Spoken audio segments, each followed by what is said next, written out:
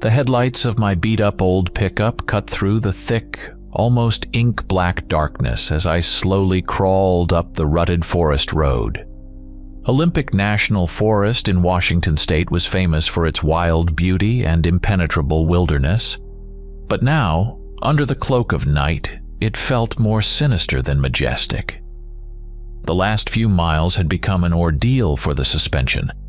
The wheels kept dropping into deep mud-filled ruts left by logging trucks, and the branches of ancient spruce and fir scraped against the truck's sides with a harsh grating sound. Finally, through the dense wall of trees, a silhouette emerged. The Wallace Creek Lookout Tower, my new post and home for the next few months. This was my first night shift, and a flicker of anxiety mixed with the exhaustion from the long drive out of Seattle. Leaving the pickup at the base, I slung my pack over my shoulder and started up the metal stairs.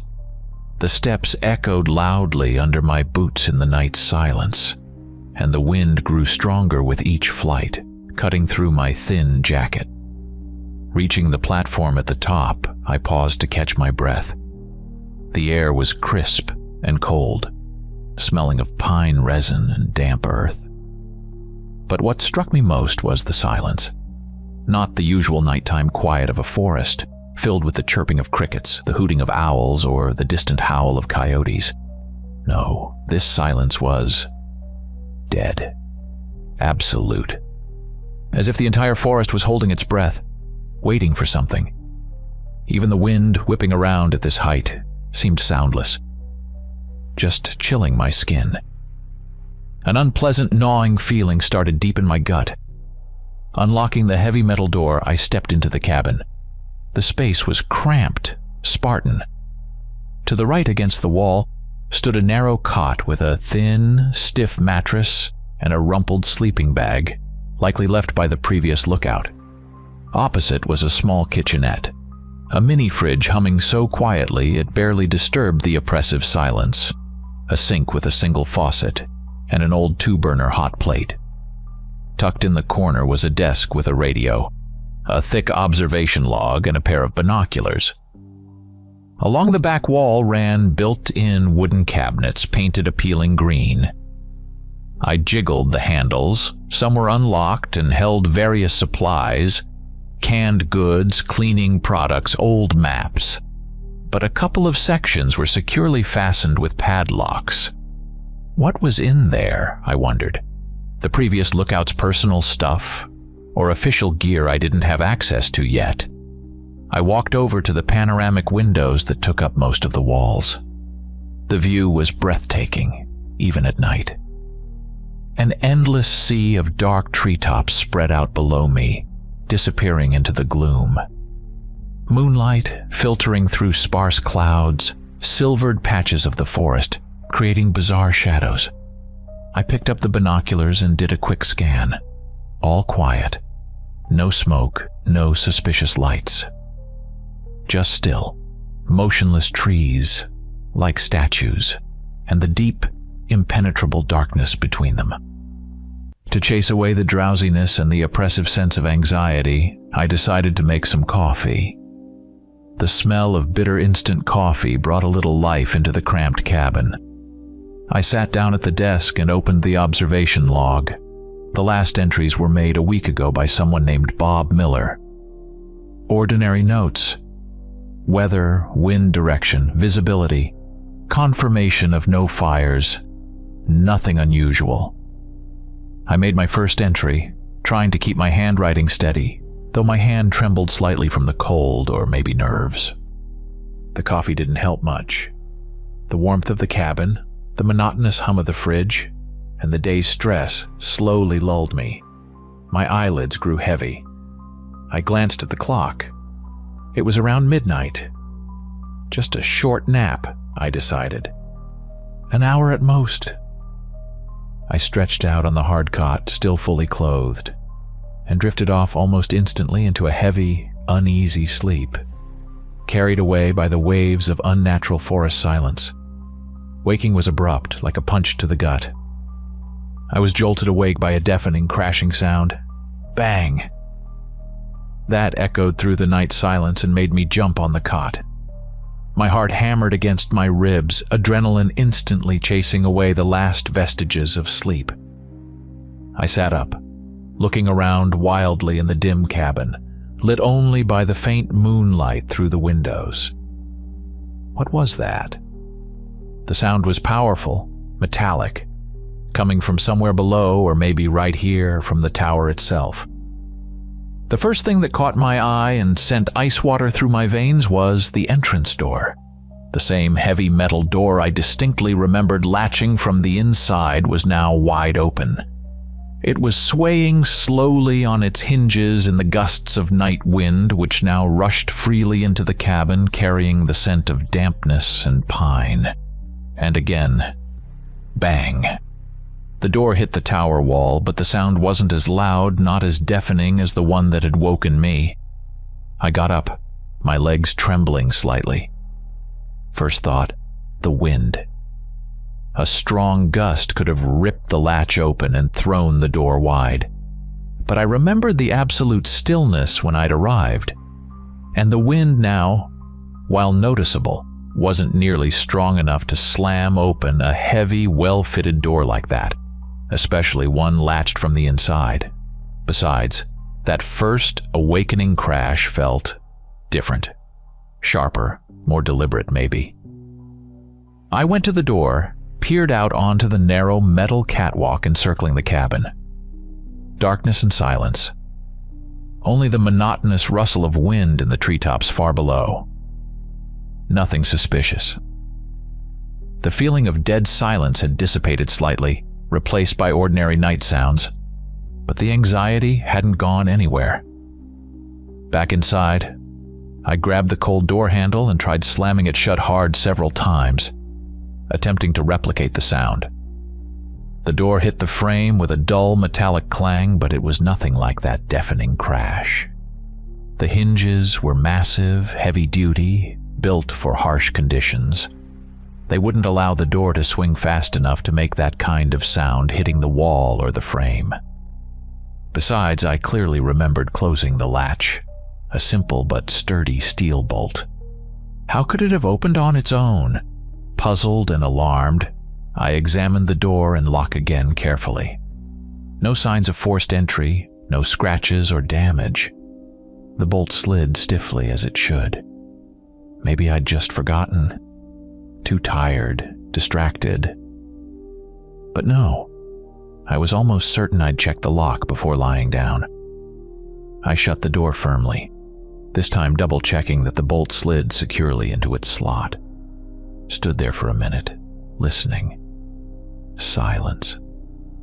Only the quiet whistle of the wind outside the windows and the hum of the fridge.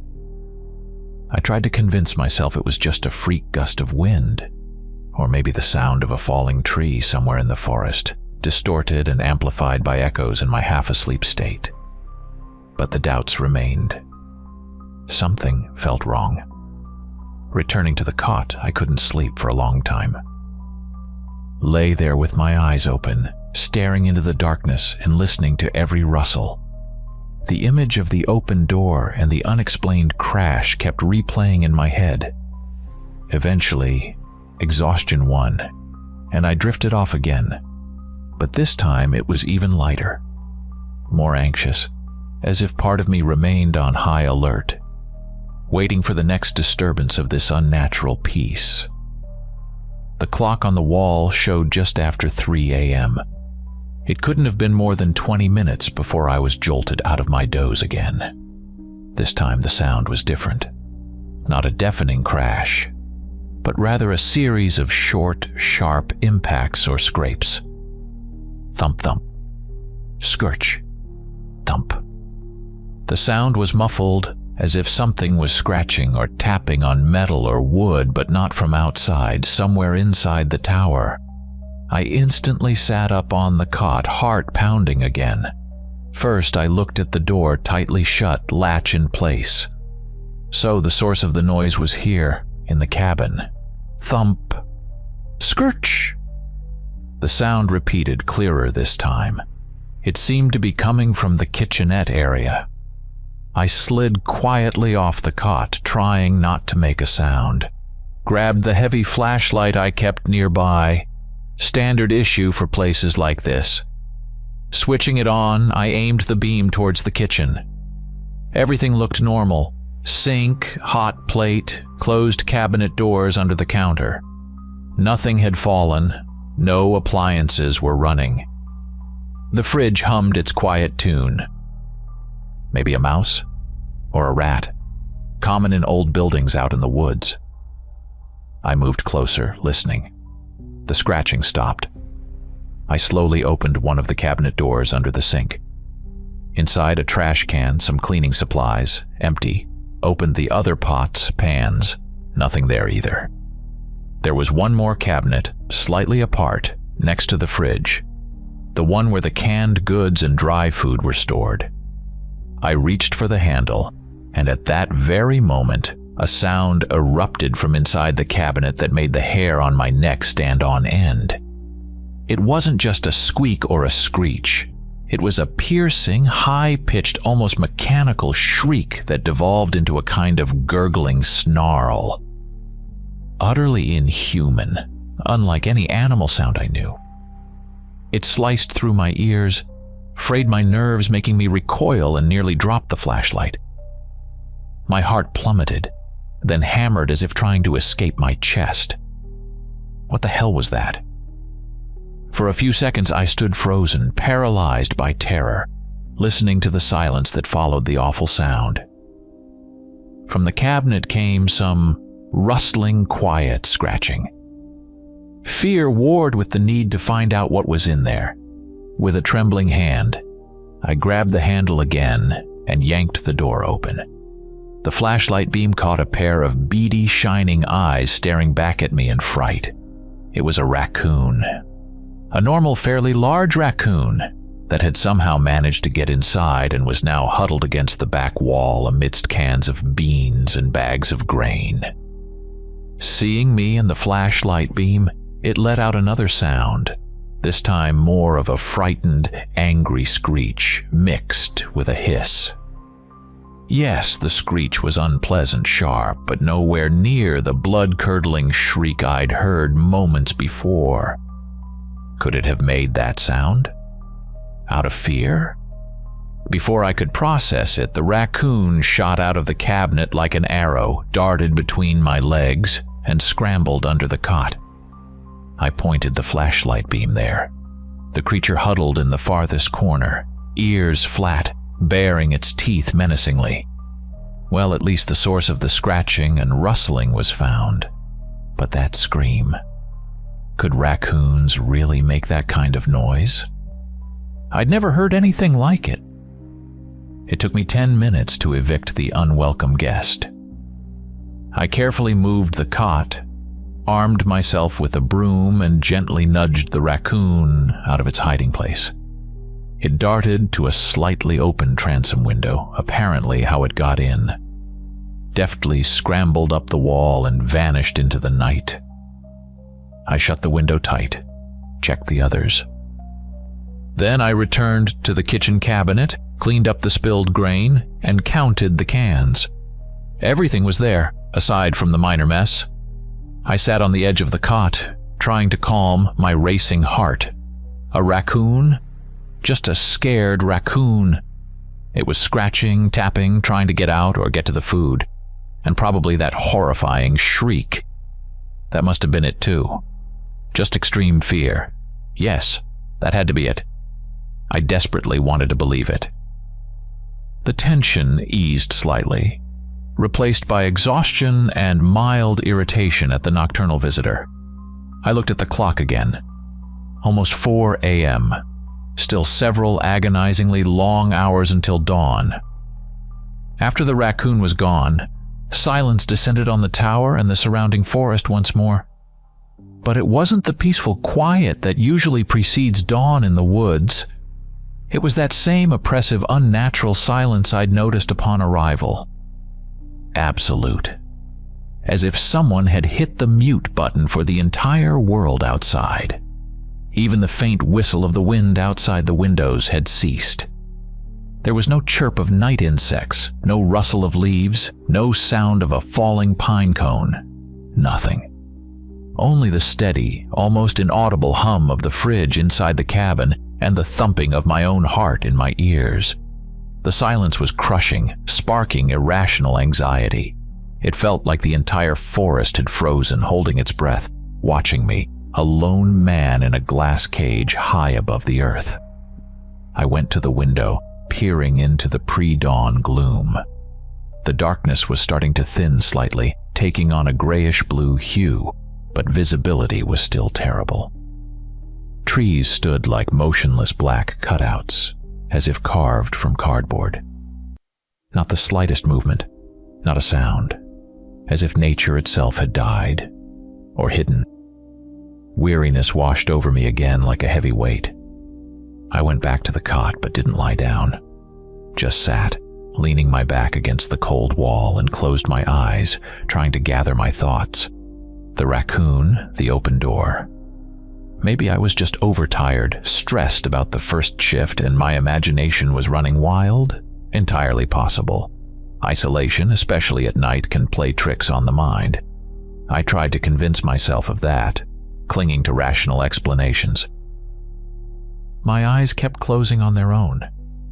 I wasn't asleep, but not fully awake either, hovering in that strange border state where reality blends with dream fragments. And there, in that half-doze, through my lowered eyelids, I thought I saw movement.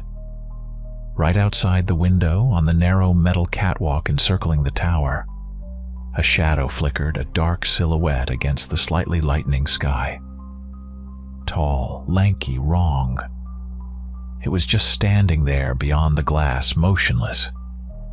It felt like an electric shock. I snapped my eyes open, jumped to my feet, instinctively grabbing the flashlight from the desk. My heart pounded wildly again. I shone the beam onto the catwalk through the glass. Empty. Absolutely empty. Only the cold metal of the railing and grated floor gleaming with night moisture. No one. Imagined it, flashed through my mind. Trick of the light and shadow, exhaustion, half-sleep. But the sense of alarm, sharp as a needle prick, wouldn't fade. I went to the door, my hand instinctively reaching for the deadbolt. It was secure, locked from the inside. I tried the handle, locked tight. No one could have gotten in or out.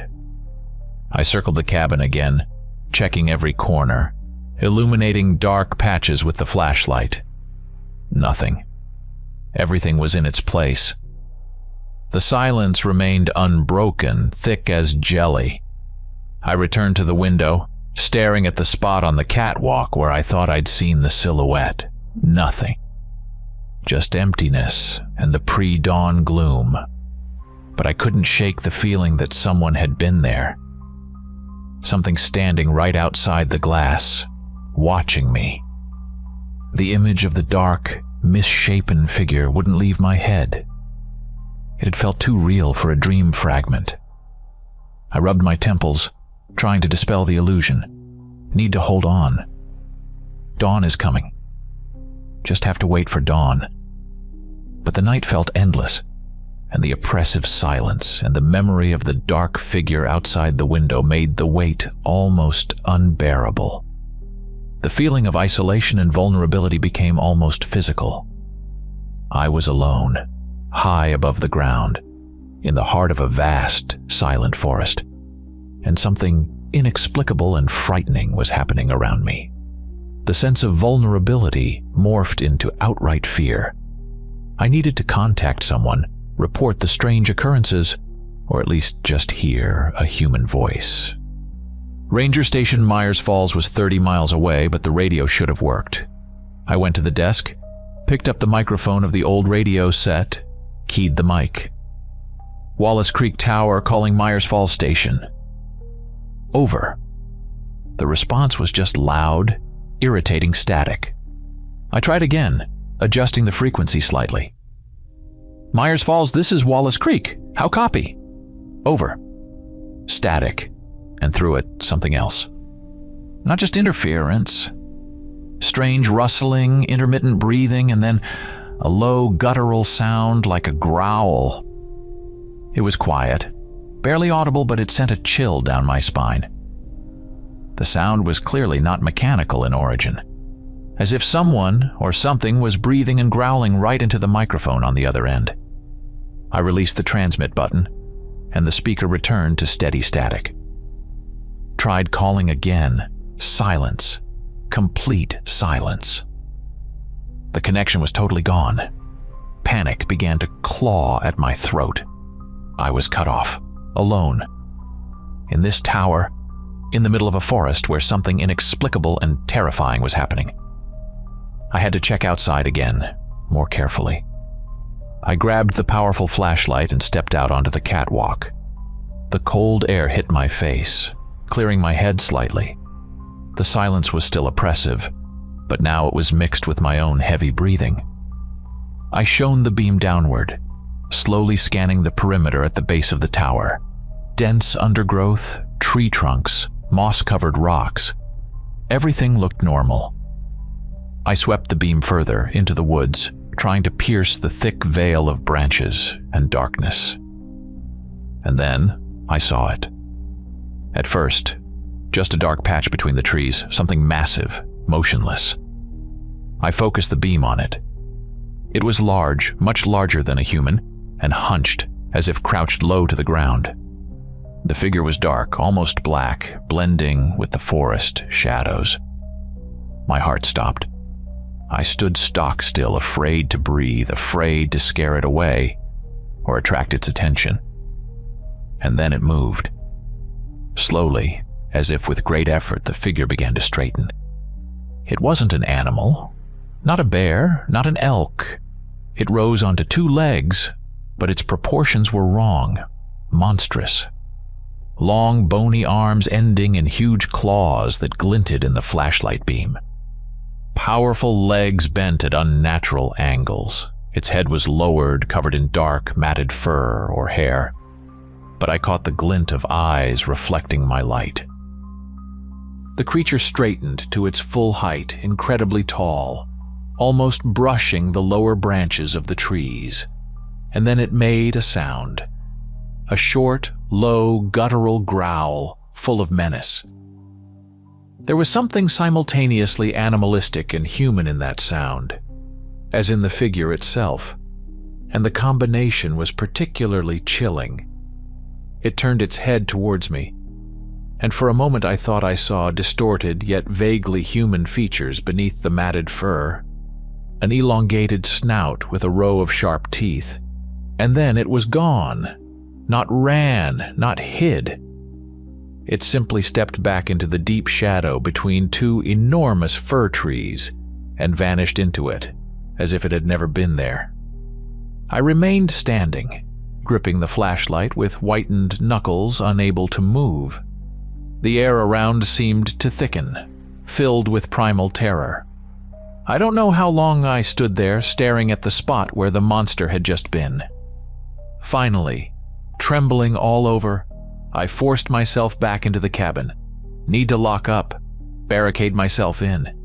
As I reached for the door handle, my gaze fell on one of the massive wooden support beams of the tower, the one next to the stairs. Right at shoulder height, there were deep, fresh scratches in the wood. 3 parallel gouges that had cut through the bark and into the pale wood beneath. They were too deep and wide for a raccoon or even a cougar, and too high for a bear standing on its hind legs. I ran my fingers over the rough splinters. Claws. Huge, powerful claws had left these marks. The same claws I'd seen on the creature in the woods.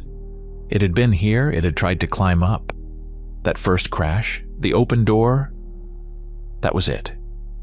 And the scraping, maybe it was trying another way, clawing at the supports.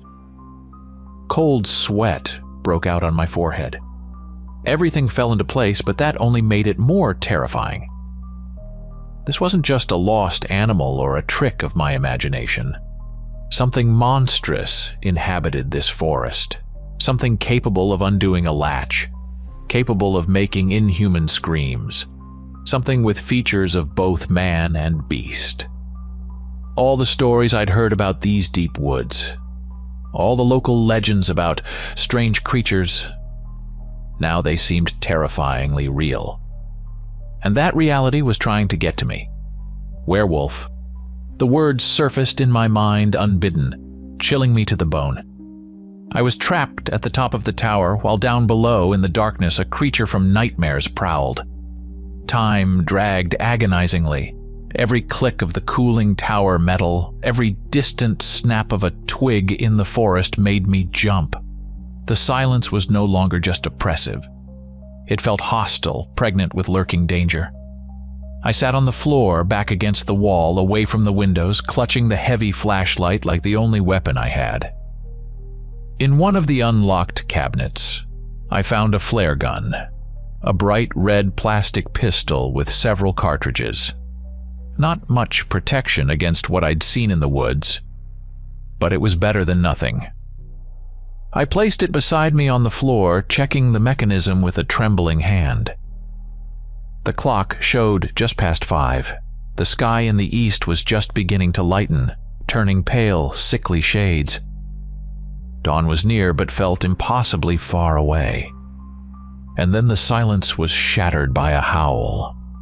Monstrous, drawn out, filled with primal fury and hunger. It came from directly below the tower, and it vibrated the window panes. I scrambled to my feet, my heart skipping a beat. The howl broke off, immediately followed by other sounds. The splintering of wood, the screech of metal. It was coming back, it was climbing. I ran to the window overlooking the stairs. The flashlight beam snatched a nightmarish scene from the gloom. The creature, the same one I'd seen in the woods, was scrambling up the support beams and stair sections. Its huge claws dug easily into the wood, leaving deep gouges, splintering steps.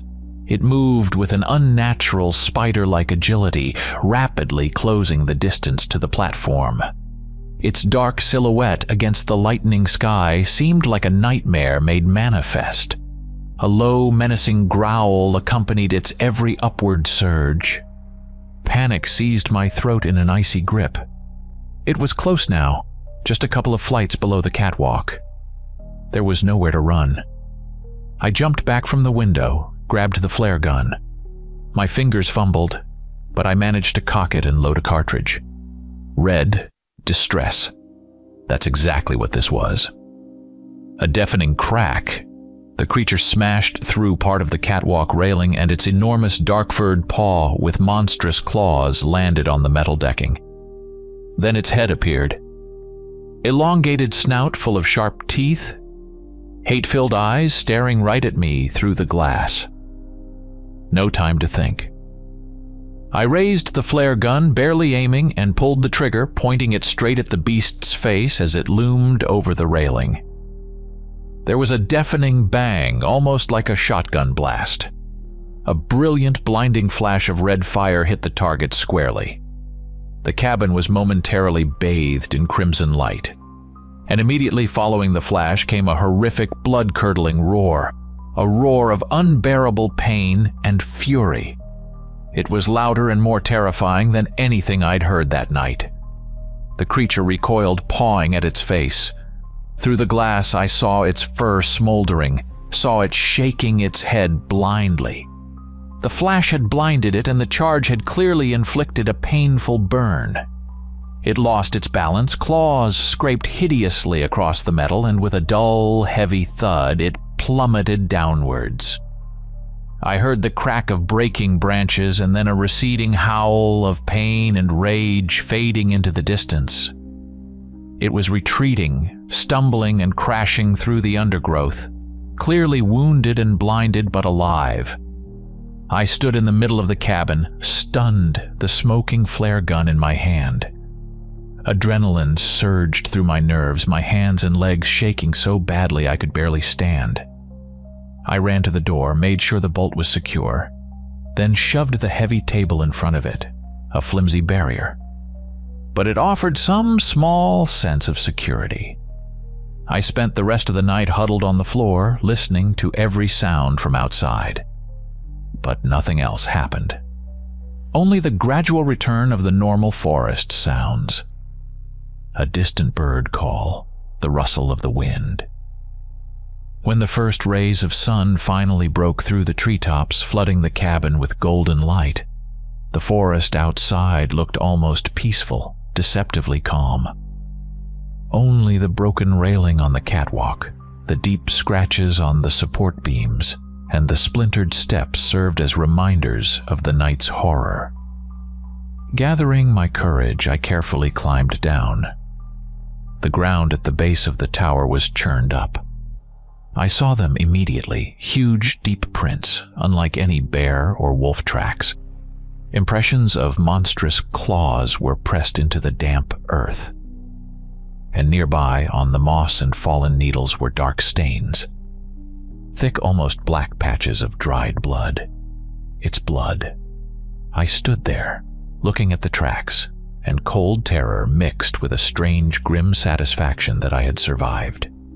I had faced something beyond comprehension, a creature from the darkest legends, and I had fought back. But looking at those tracks, leading deep into the virgin forest, I knew it was gone, but it was still out there. Something lives in these woods that cannot be dealt with by ordinary means. And now I knew it. This secret would stay with me, a heavy burden on my soul, a reminder of the night I stared into the face of pure horror and miraculously survived. The forest would never be just a forest to me again. Story 2. The Hunger. I'm 19. An age when life is supposed to be brimming with possibilities. But mine froze 2 years ago, the day the forest took Ethan. Our house in the suburbs of Portland, Oregon had always felt more like a beautiful stage set than a real home. My parents were successful in their careers. Dad in finance, Mom in interior design, and our 2-story house with its manicured lawn and 3-car garage was proof. But behind the veneer of expensive brick and panoramic windows hid an emptiness filled with the clatter of broken dishes and cold silence. Arguments were the background music of our existence. They'd flare up over trivial things, a misplaced cup, a poorly timed phone call, but escalate into hurricanes of mutual blame, echoing through the spacious rooms. Ethan and I learned to make ourselves invisible, dissolving into our rooms or the backyard until the storm passed.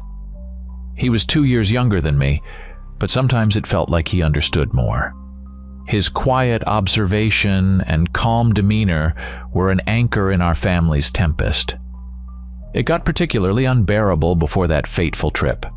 My parents were planning a family vacation, the irony cut deep, to Mount Hood National Forest.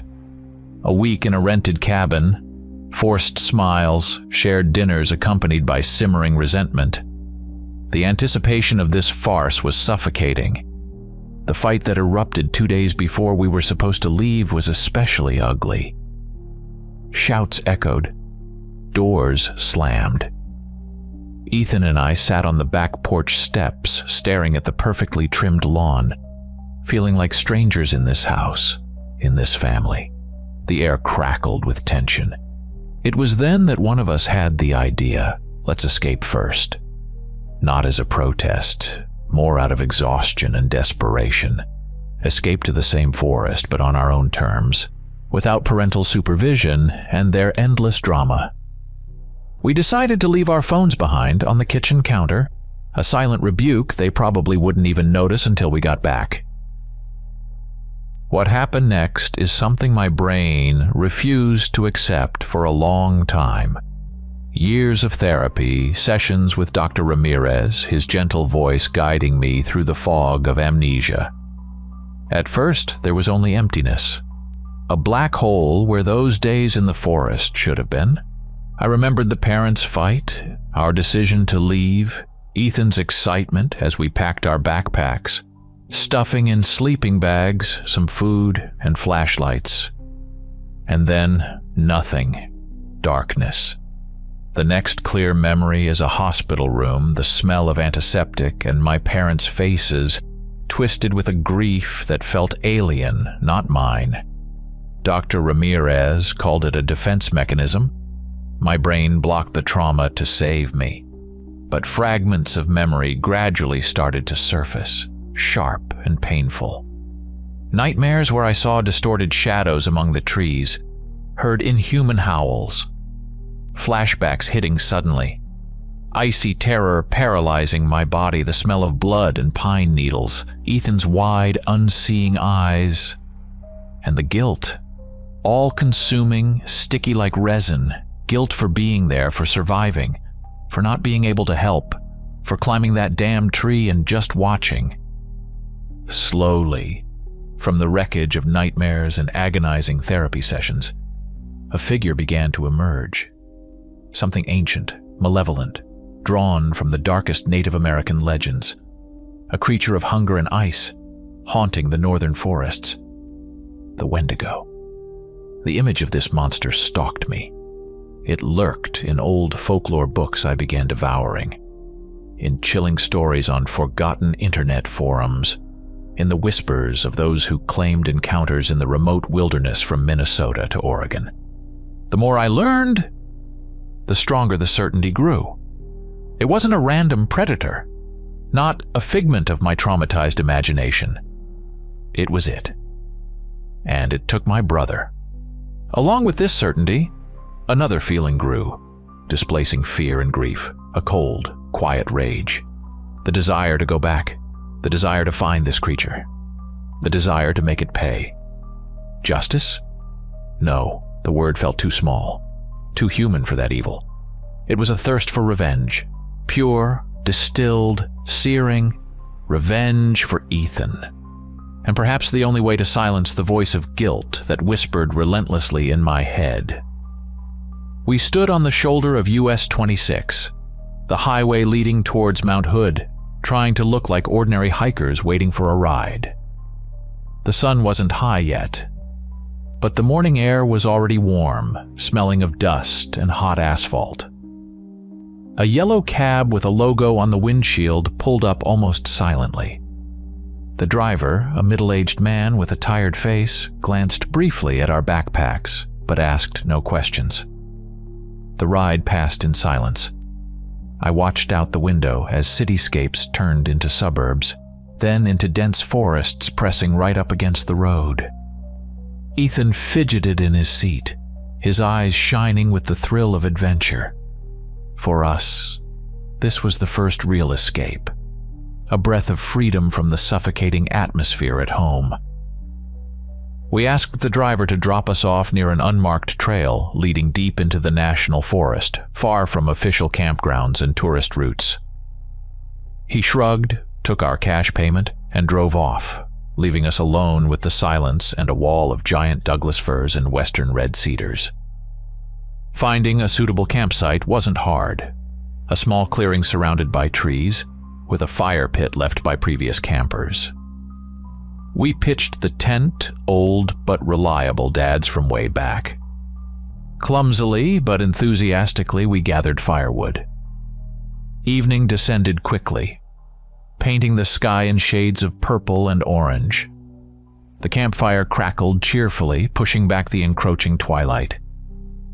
We roasted marshmallows on sharpened sticks, laughed, told each other stupid stories. For the first time in a long while, I felt almost happy, almost like a normal teenager. Ethan seemed just as peaceful. The anxieties of home were far behind, lost somewhere among the city lights.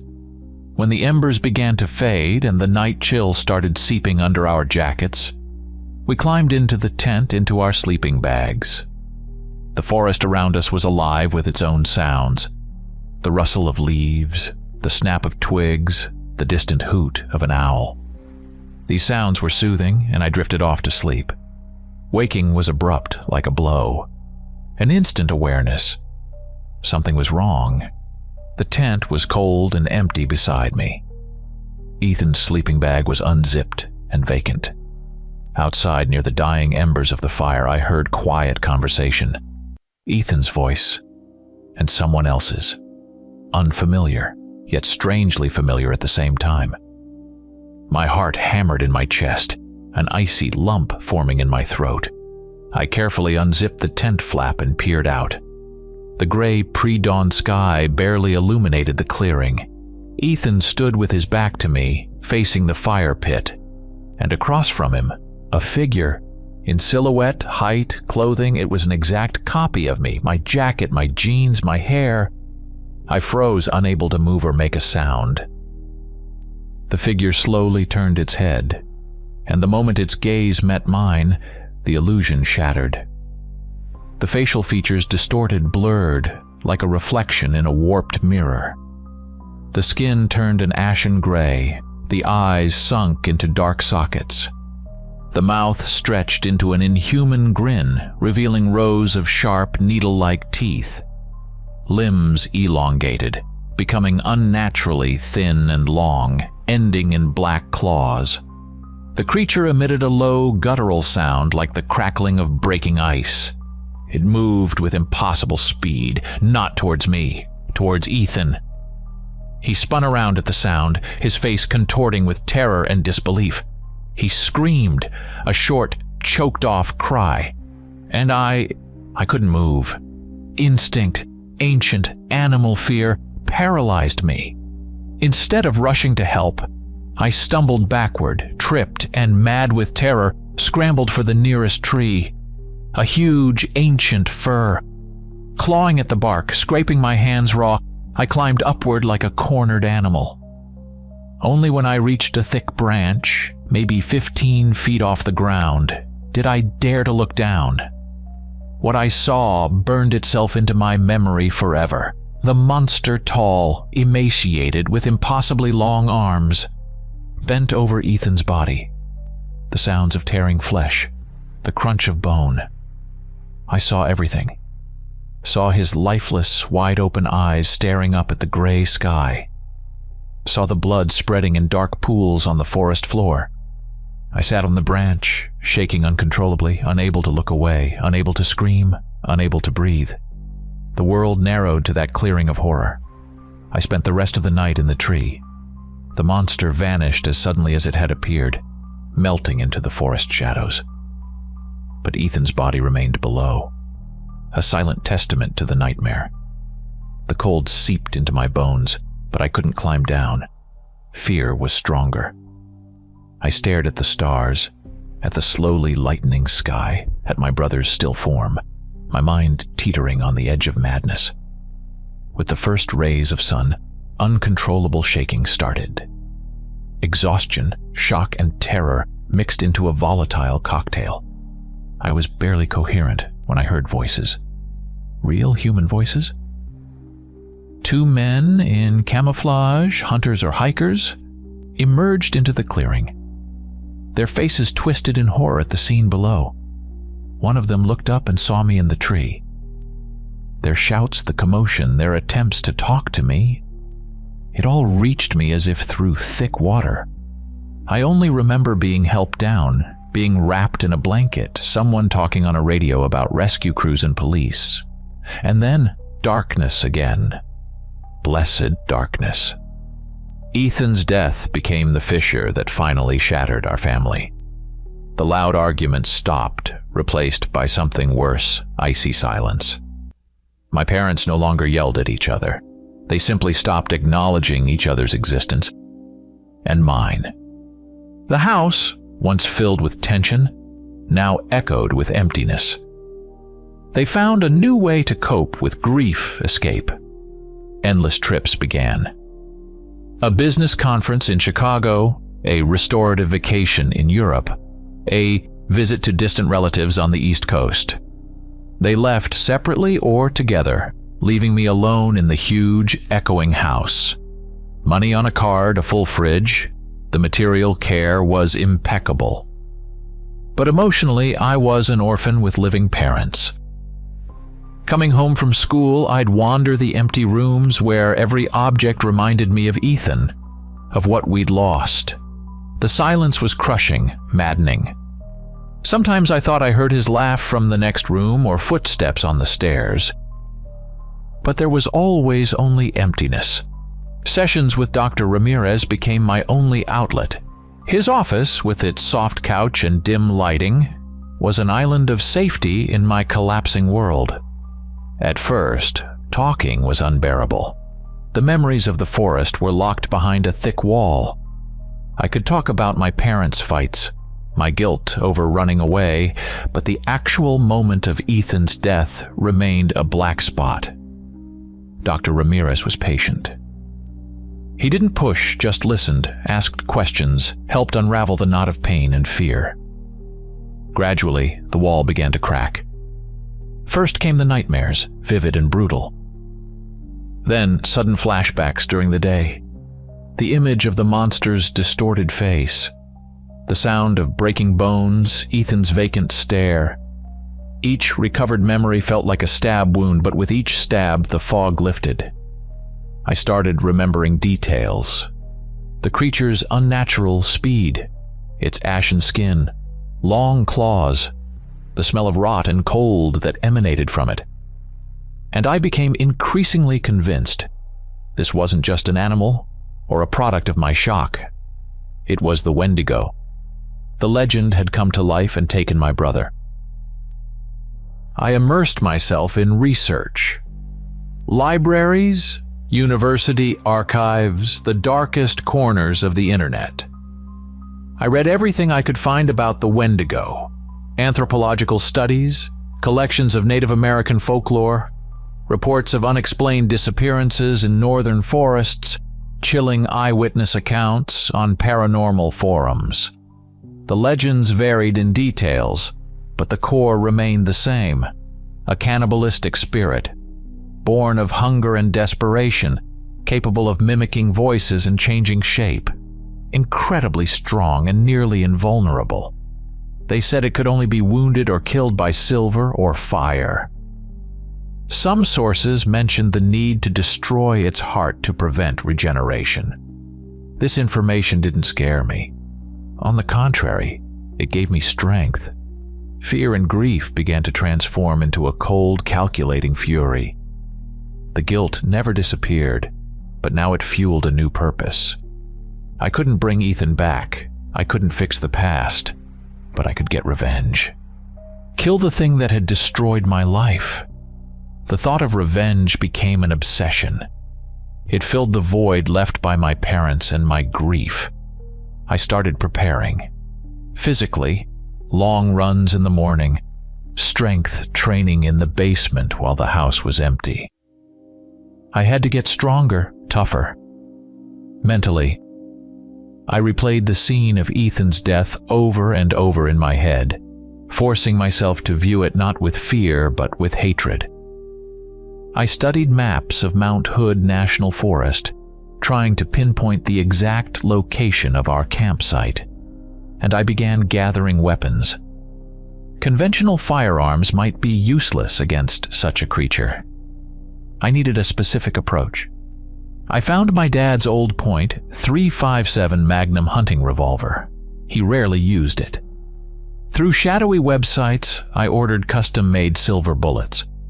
In the garage, among Dad's tools, I found a heavy axe. I spent hours honing its edge until it gleamed with a sinister light. Later, I found a craftsman willing, for a hefty sum, to plate the blade with a thin layer of silver. He asked no questions. I also fashioned a kind of spike or spear, a long steel rod with a sharpened silver tip, designed for a precise thrust. Preparation became my ritual, my sole reason for existing. I knew it was madness. I knew I might die. But the thought of leaving Ethan's killer unpunished was even more unbearable. The car sped along US 26 again. This time, I was in the front passenger seat. The driver, a young guy wearing earbuds, didn't seem to pay me much attention. Familiar landscapes rushed past the window, but now they evoked not anticipation of freedom, but a dull anxiety mixed with grim determination. My heavy backpack lay at my feet. Inside, tent, sleeping bag, food for a couple of days, flashlights, first aid kit, and my special gear. The revolver with silver bullets holstered under my jacket, the silver-plated axe wrapped in cloth and the homemade silver spike, disassembled into 2 parts for easier transport. Each item felt unnaturally heavy, like an anchor pulling me back into the nightmare. I asked the driver to stop at the same unmarked trail. He gave me a surprised look. Clearly, I didn't resemble a typical hiker with my gear, but said nothing. His car disappeared around the bend, and once again, I was alone with the forest. The air was cool and damp, smelling of decaying leaves, pine needles, and moist earth. The silence pressed on my ears, broken only by the whisper of wind in the crowns of the giant trees, and my own heavy breathing. I started down the path, trying to walk confidently, but each step echoed hollowly in my chest. The forest felt different, darker, denser, more hostile. Or had I simply changed? Along the way, a question relentlessly pursued me. Was this the right thing to do? Was it revenge or suicide? The image of Ethan, his terrified eyes just before death, flashed before me with agonizing clarity. I clenched my fists, trying to banish the doubts. Fear was a cold, sticky thing, seeping under my skin, but the desire for revenge burned within me like an icy fire. I didn't know if I was ready to die, but I knew I couldn't live on without trying. Finding the clearing proved harder than I'd expected. 2 years is enough time for nature to start reclaiming its own. The trail was overgrown, landmarks blurred. I wandered for about an hour, consulting a printed map and my own hazy memories. Finally, I recognized it. The same small opening, the same old fire pit, the same massive fir tree where I'd spent the most terrifying night of my life. Just looking at that tree sent a chill down my spine. I forced myself to approach, pitched the tent in the exact same spot it had stood 2 years ago. My hands trembled slightly as I hammered in the stakes. The surrounding forest felt alive, watchful. I imagined movement in the shadows between the trunks, heard strange sounds, the snap of a nearby twig, a soft rustle like a whisper. Paranoia? Or did it already know I was back? I took out the revolver, checked the cylinder. The weight of the gun in my hand was somewhat calming. As twilight fell, I built a fire. The flames caught reluctantly on the damp twigs but gradually grew stronger, casting dancing shadows on the tree trunks. I sat by the fire, feeling incredibly alone and vulnerable. I pulled a bag of marshmallows and a pack of wooden skewers from my backpack, impaled one marshmallow on a stick and held it over the flames, just like Ethan and I had done on that last night. The marshmallow slowly melted, turning golden brown. I stared at it, a lump forming in my throat. This was my silent ritual, a tribute to my brother. I didn't eat it, just placed it on a rock near the fire. The forest sank into night. Sounds became louder, sharper. Every rustle made me jump, my hand instinctively reaching for the revolver. I sat, listening intently to the darkness, waiting. Fear and determination warred within me, creating unbearable tension. I knew it would come. The only question was when and whether I'd be ready. The fire crackled, illuminating a small circle of light in the vast ocean of darkness. I was the bait, and I waited. The night deepened into absolute blackness beyond the firelight circle. The cold seeped through my layers of clothing, but it wasn't just physical. It was the cold of anticipation, the cold of fear. And then I heard it. First, a faint whisper on the edge of hearing, lost in the rustle of the wind. Then clearer, a voice. Ethan's voice. Alex, help me. I'm so cold. It came from somewhere in the darkness, near the fir tree where I had hidden. My heart plummeted, then hammered wildly.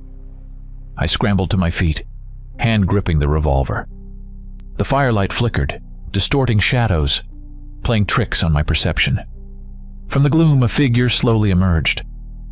Short, thin, Ethan? No. Looking closer, I realized. It was me again. My reflection, stepping out of the darkness. Same jacket, same jeans. The figure stood motionless, staring at me with empty eyes. Why did you leave me, Alex? The voice sounded now my own, but distorted, devoid of emotion. You watched me die. Were you scared? You could have helped. The trap, the same one as 2 years ago. The creature was trying to play on my guilt, paralyze me with pity and fear. It knew my deepest wounds. For a moment, my resolve wavered. The image of Ethan, helpless and bleeding, filled my vision. The hand holding the revolver trembled, but then I remembered its true form, its inhuman cruelty, my brother's vacant eyes. Rage flared anew, burning away the doubt. This wasn't Ethan. This wasn't me. This was the killer. I raised the revolver, aiming for the center of the figure. My finger squeezed the trigger. A deafening shot ripped through the night silence, echoing off the tree trunks. The figure jerked, recoiling. The silver bullet hit its shoulder. A hissing sound like metal on a hot griddle erupted and black smoke poured from the wound. But the creature didn't fall. It let out a long, blood-curdling howl, a mix of fury and pain. The illusion vanished instantly. The figure began to change, grow, elongate. Skin turned ashen gray, stretching taut over sharp bones. Limbs lengthened into spider-like appendages with black claws. The head elongated, the mouth stretched wide, bearing needle-sharp teeth. Short, curved horns like dried branches sprouted from its skull. It straightened to its full, monstrous height, 10 feet tall at least, and fixed me with eyes burning red. The Wendigo, in the flesh. It was even more horrifying than in my nightmares. The stench of rot and frost hit my nostrils. I knew running was futile, and I wasn't going to. The second bullet fired almost instinctively. I aimed for the chest, but the creature moved with unnatural speed, twisting and dodging. The bullet grazed its side, leaving another smoking wound. It howled again, but this time the sound held not just pain, but ravenous fury. It lunged at me. I jumped aside at the last second. The creature's claws slashed the air where I'd been. I rolled towards my backpack, desperately trying to reach the axe or the spike. But the Wendigo was too fast. It spun and attacked again. I managed to fire once more, almost point blank. The bullet struck its neck. The creature choked, and dark, thick fluid like tar gushed from the wound. It staggered but didn't fall. Instead, its long, clawed arm shot out. I couldn't dodge in time. The claws ripped through my jacket sleeve and the skin of my forearm. Sharp pain lanced through my arm, but adrenaline kept it from paralyzing me. I stumbled back, clutching my wounded arm. Blood ran down my fingers, dripping onto the ground. The Wendigo stood a few feet away, breathing heavily, its red eyes blazing with hatred. It was wounded, but still incredibly dangerous. The fight had just begun. And I knew my chances were slim. But there was no retreat.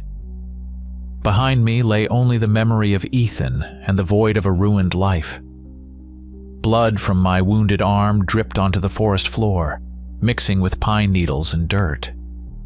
The pain throbbed, but fear and adrenaline were stronger.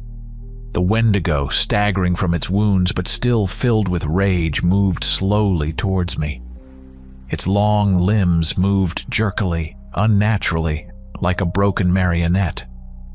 The revolver was almost useless at this range, and the creature was too fast for aimed shots. I needed the axe, or the spike. They were in the backpack just a few feet behind me, but to reach them I needed to distract the monster by a few seconds. I bolted sideways towards the trees, hoping to use them as cover. The Wendigo followed, its heavy steps snapping twigs underfoot. I weaved between the trunks, trying to stay out of reach of its claws.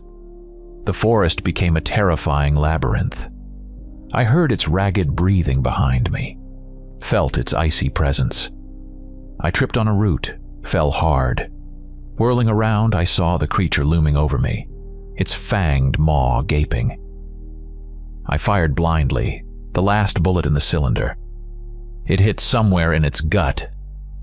The creature roared and recoiled, giving me a precious moment. I scrambled up and sprinted back towards the clearing, towards my camp. The plan was risky, returning to open ground, but that's where my weapons were. I reached the backpack, frantically unzipping it with my good hand. My fingers fumbled with cold and tension. The Wendigo was already emerging from the trees, moving faster despite its injuries. Its red eyes were locked onto me. Finally, I felt the cold metal of the axe in the parts of the spike. No time to assemble the spike. I yanked out the axe. The silver blade gleamed dully in the light of the dying fire. At that moment, the monster leaped. I spun, bringing the axe up defensively. The blow landed on the handle, nearly knocking the weapon from my grasp. The force was monstrous. I flew back several feet, hitting the ground hard, my back slamming against the earth. The axe remained in my hand. The Wendigo advanced, clearly intending to finish the fight. No time to think. I rolled away from its next attack and surged to my feet. I had the axe now, but the difference in size and strength was overwhelming. Then I remembered the spike. Its two parts lay near the backpack. While the Wendigo turned for another attack, I darted towards them, grabbed both pieces, and backing away, frantically screwed them together. The long silver spear was ready. Just as the monster lunged again, I turned to face it, and putting all my strength, all my fear, and all my hatred into the thrust, I drove the silver spike straight into its chest, aiming where the heart should be. The spike sank deep with a sickening wet crunch. The Wendigo let out a deafening, soul-shattering howl that seemed to shake the very forest. It staggered, black fluid pouring from its maw and the wound. The red fire in its eyes began to dim. It took a few steps back and crashed to the ground with a heavy thud, sending up a cloud of dead leaves. I stood gasping for breath, unable to believe my eyes. Was it over? But something inside warned me not to relax. Legend said killing a Wendigo wasn't easy. It was still breathing, its chest heaving raggedly, claws scraping the earth. The spike protruded from its chest, but it was still alive. No, it couldn't live. I approached, raising the axe. My hands shook, not from fear, but from a mixture of rage, disgust, and some primal resolve. I swung the axe. The first blow severed a clawed arm at the shoulder. Black blood sprayed everywhere. The monster convulsed, but could no longer resist. The second blow took the other arm. Then I moved to the legs. I chopped methodically, dismembering the creature, robbing it of movement, of the ability to cause pain. It still made quiet, choked sounds. Finally, only the head remained on the immobilized torso. I looked into its fading eyes, where a spark of malice still lingered. "For Ethan," I whispered, though I knew words were useless here. I raised the axe high above my head and brought it down on the neck. Chop. Another and another. With a hideous crunch, the head separated from the body and rolled aside. Everything fell silent. Only the crackle of the dying fire and my own ragged breathing broke the stillness. I stood amidst the carnage, covered in black ichor, axe in hand, feeling only emptiness and bone-deep exhaustion. Victory brought no relief, only a hollow, ringing void and nauseating revulsion. The clearing was slick with the Wendigo's thick black blood. The air reeked of rot and ozone, like after a lightning strike. The dismembered remains of the monster lay scattered, silent proof of the brutal struggle. I knew I couldn't just leave them here. Legends warned. The Wendigo could regenerate if its body, especially its heart, wasn't completely destroyed. First, I had to deal with the remains. I pulled large black trash bags from my pack, brought specifically for this purpose. Pulling on gloves, I began collecting the body parts. Severed limbs, the torso, the head with its empty sockets and bared fangs. Every touch brought a wave of nausea, but I forced myself to continue. This was the necessary final act of vengeance and purification. I dragged the heavy bags to the fire pit, which had nearly died out. I had to gather more wood, feed dry branches to the embers, coax the flames back to life. When the fire blazed brightly again, I began the ritual of destruction.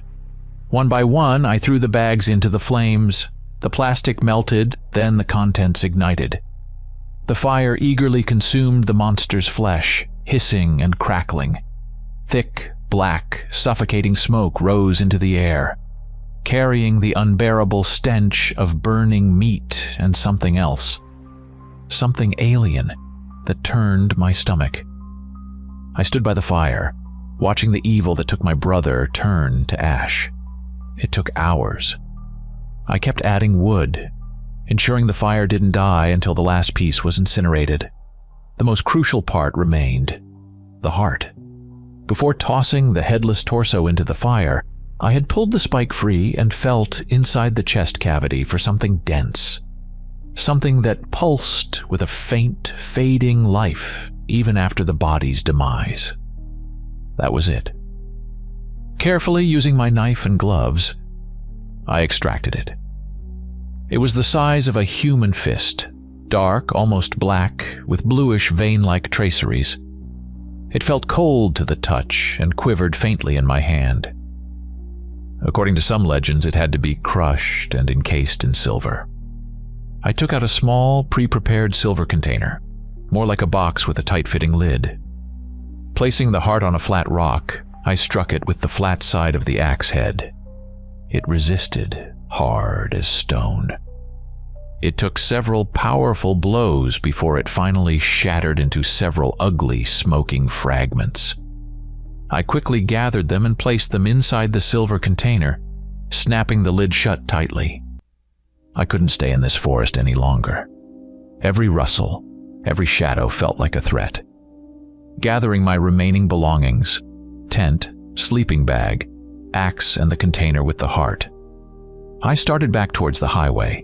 I bandaged my wounded arm from the first aid kit. The pain had dulled to a constant ache. Reaching the road at dawn, I waited a long time until finally a ride stopped, an old pickup driven by a farmer with a weather-beaten face. He eyed me suspiciously, dirty, wounded, wild-eyed, but agreed to drive me to the nearest town. From there, I called a taxi to Portland. I didn't go home. Instead, I gave the driver the address of St. Alphonsus Church, an old Catholic church in a quiet part of the city my grandmother sometimes took me to as a child. I remembered Father Michael, an elderly priest with kind eyes. He was the only one I felt I could partially trust. Father Michael was in his office at the church. Seeing me, disheveled, blood-stained, with a haunted look in my eyes, he was initially startled, but then compassion filled his gaze. I didn't tell him everything, just that I had encountered something terrible in the woods, an evil, and that I needed to bury something on consecrated ground so it could never return. I showed him the silver container. He looked at me for a long time, then at the container, his face pale. He asked a few questions about my faith, about whether I understood what I was doing.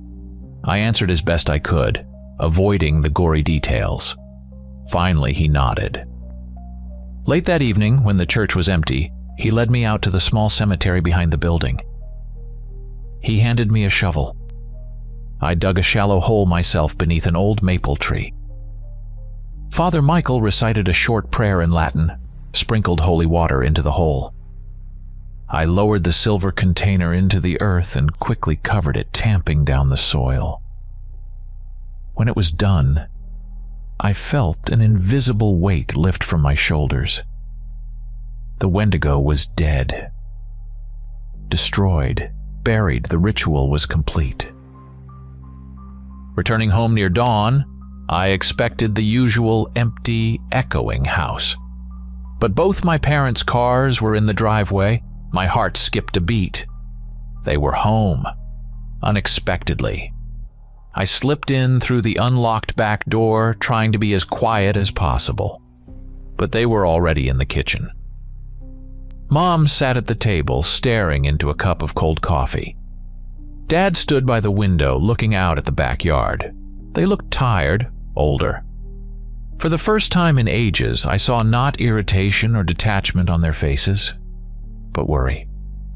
They turned at the sound of my footsteps. Their gazes held a mixture of relief, fear, and something else. Something I hadn't seen before. No one spoke.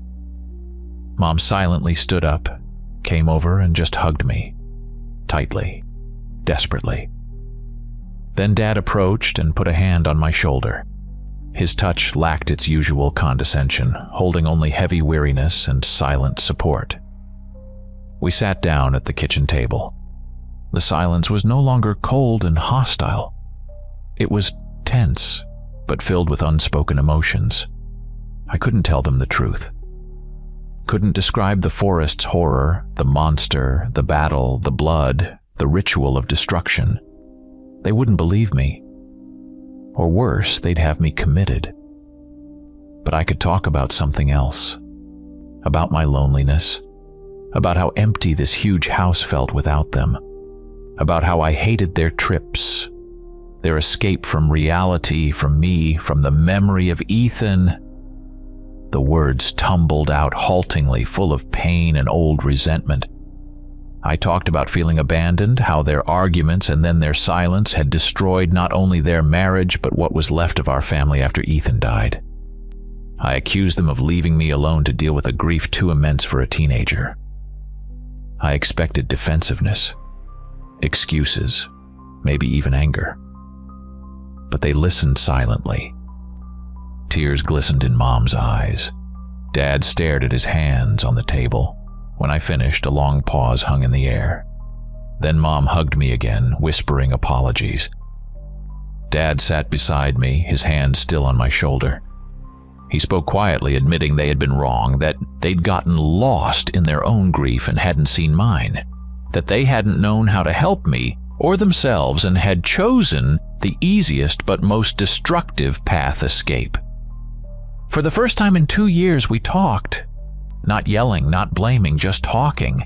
It didn't erase the past, didn't heal all the wounds instantly, but it was a step. The first step towards each other out of the abyss that had opened between us.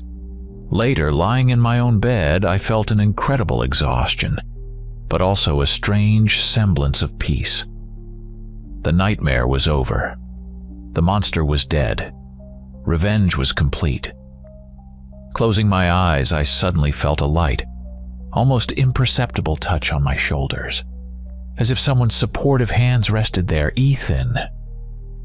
I knew it was just my imagination, born of exhaustion and emotional strain.